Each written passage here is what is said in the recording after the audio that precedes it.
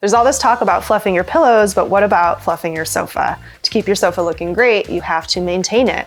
And to maintain it, you have to fluff all the cushions. Bottom cushions, you have to watch out for the seams rolling forward. So when you're fluffing the cushion, you want to try to keep the seams in place. And so I try to roll them down.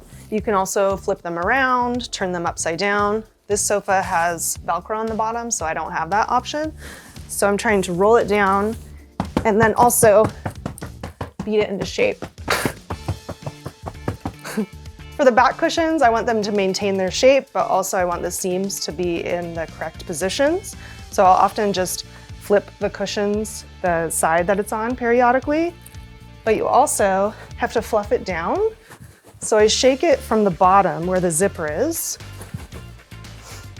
and then I just try to even it out. After I've fluffed it and adjusted the seams, I put it back in place without karate chopping it. Then you can add your throw pillows.